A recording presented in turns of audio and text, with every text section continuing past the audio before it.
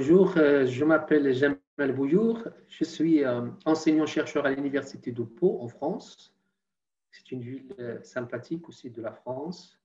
Donc, je travaille sur les problématiques de développement de manière générale et en particulier la problématique de la diaspora. Et donc, je tiens à saluer Connect Day pour cette invitation. On m'a demandé de parler en fait du développement endogène de l'Afrique et de modèles marocains et des compétences aussi qui peuvent jouer dans ce modèle.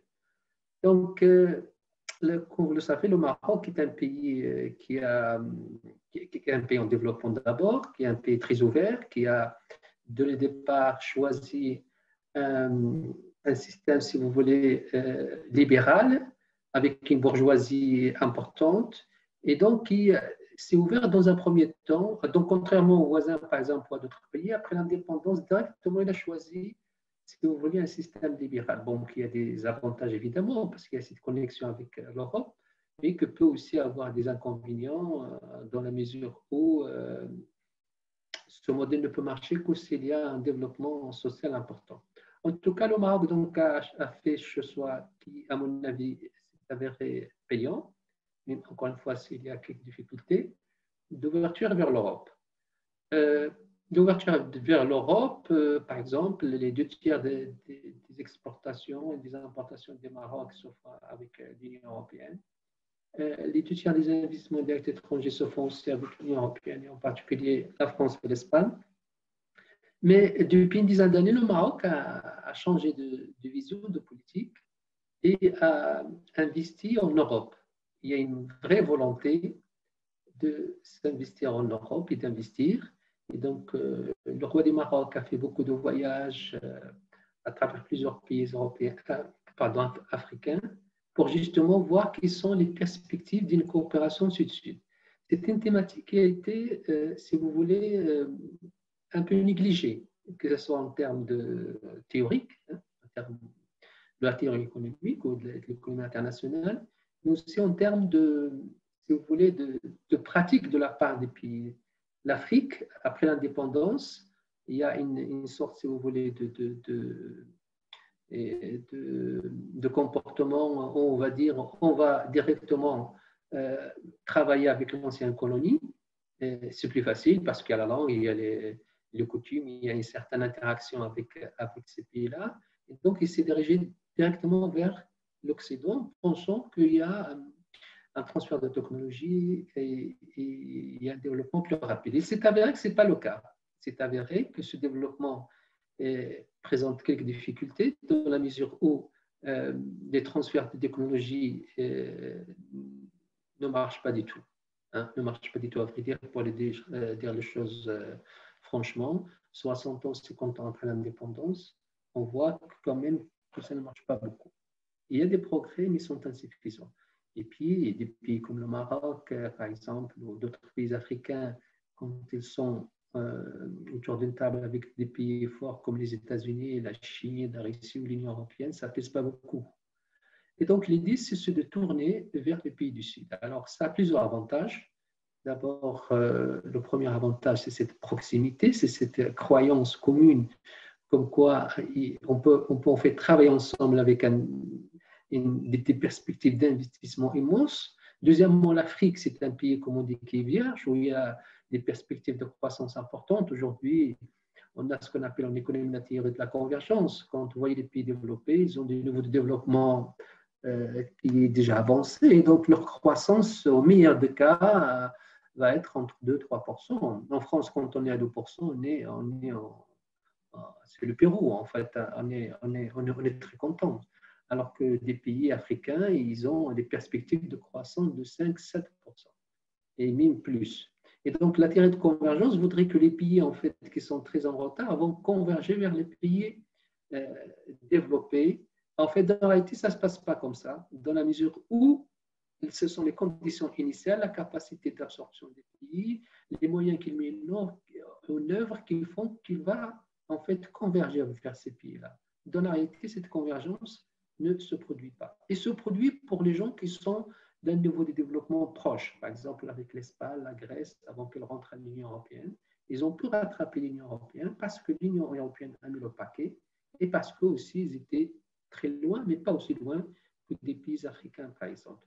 D'où l'idée de chercher une convergence intra-Afrique.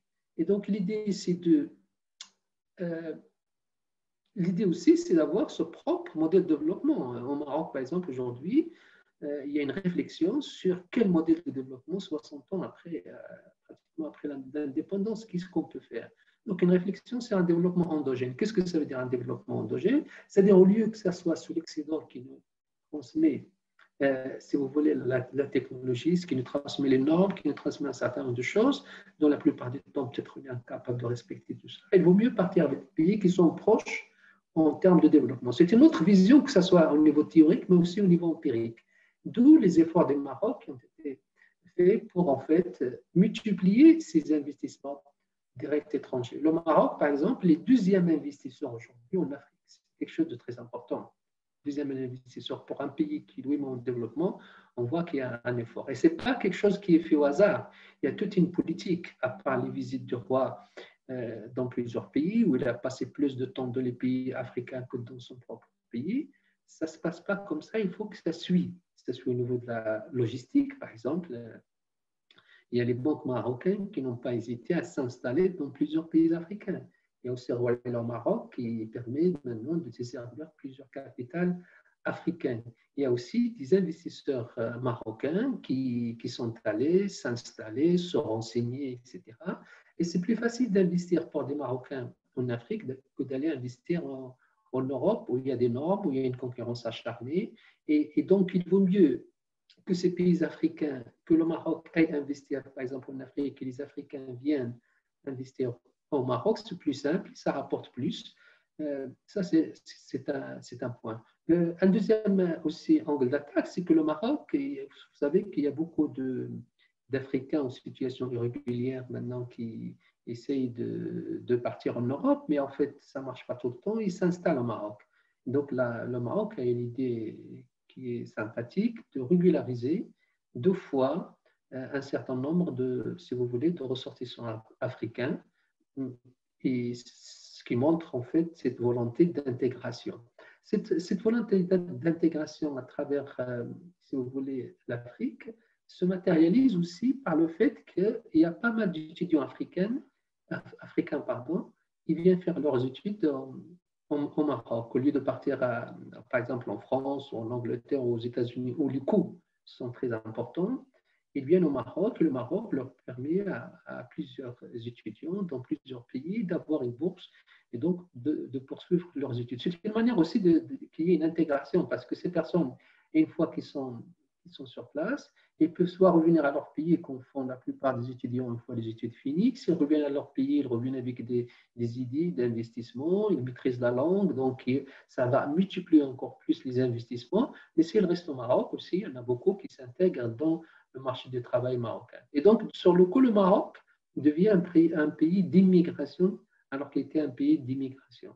Il y a beaucoup de personnes qui ont envie de partir en Europe, qui viennent s'installer au Maroc pour une période transitoire, mais en fin de compte, elles restent. Et oui, je trouve ça, c'est quelque chose de génial, parce que dans la tête des gens, on a l'impression que quand il y a une migration, c'est envers les pays développés. Or, les 2 tiers, ou l'essentiel, de l'immigration se passe entre les pays en développement. On a plus d'immigration sud-sud, surtout en Afrique, que d'immigration sud-nord. Donc, le Maroc, en fait, par cette politique, a su, si vous voulez, augmenter sa croissance aussi, hein, parce qu'il est en relation avec des pays qui sont en forte croissance. Donc, j'avais parlé des étudiants, j'avais parlé de la régularisation des personnes qui étaient en situation régulière, j'ai parlé aussi de l'investissement, des exportations, j'ai parlé aussi des infrastructures aussi, que le Maroc, à travers l'Office chérifien de phosphate aussi, il y a des investissements très importants, même au Nigeria, ou des pays qui n'ont pas l'habitude de travailler au Maroc, par exemple comme le Kenya, comme le Nigeria, comme l'Éthiopie, comme d'autres pays qui ne sont pas francophones et qui sont anglophones la plupart. Le Maroc n'a pas l'habitude, donc on est allé les chercher. Et je trouve que c'est une politique volontariste qui est très importante. Ça, c'est le premier point sur lequel je voulais, si vous voulez, intervenir. Il y a un deuxième point, c'est par rapport au rôle de la diaspora, en fait, des compétences marocaines dans cet ensemencement, en fait. Ces relations, d'abord, il y a une relation de fraternité entre les pays africains qui ont les mêmes visions du monde. C'est important d'avoir la même vision des choses. C'est-à-dire qu'il n'y a pas cette animosité qui est liée au colonialisme et quoi que ce soit. Et donc, c'est très important d'être à l'aise quand on va investir, etc.